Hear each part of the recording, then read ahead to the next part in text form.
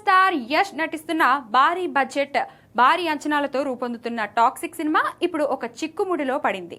అదే డిజిటల్ హక్కుల వ్యవహారం. టాక్సిక్ డిజిటల్ హక్కుల కోసం ప్రముఖ ఓటీటీ సంస్థలు కేవలం 100 కోట్లను మాత్రమే ఆఫర్ చేస్తున్నాయి.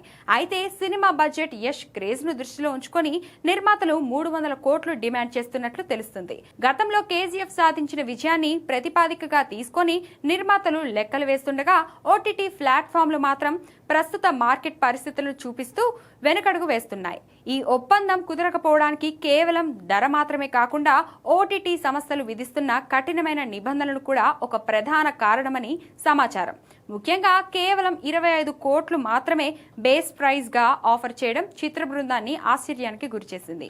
అంటే 25 కోట్లను ముందుగా ఇచ్చి మిగిలిన బ్యాలెన్స్ మొత్తాన్ని సినిమా వ్యూస్ ను బట్టి ఇస్తామని సంస్థలు మెలిక పెడుతున్నాయి. దీనివల్ల పెట్టిన పెట్టుబడి వెనక్కి వస్తుందో లేదో అన్న ఆందోళన నిర్మాతల్లో మొదలైంది. వాస్తవానికి ఈ సినిమా ఇప్పటికే షూటింగ్ పూర్తి చేసుకుని విడుదలకు సిద్ధం కావాల్సి ఉంది. కానీ డిజిటల్ డీల్ ఇంకా ఓ కొలిక్కి రాకపోవడంతో సినిమాను వాయిదా వేసినట్లు ప్రచారం జరుగుతుంది. సాధారణంగా భారీ చిత్రాలకు విడుదల ముందే డిజిటల్ మరియు శాటిలైట్ హక్కుల ద్వారా వచ్చే ఆదాయం చాలా ముఖ్యం. ఈ విషయంలో స్పష్టత లేకపోవడంతో టాక్సిక్ మేకర్స్ రిస్క్ తీసుకోలేక షూటింగ్ మరియు రిలీజ్ షెడ్యూల్స్ ను రీఅడ్జస్ట్ చేస్తున్నట్లు సమాచారం.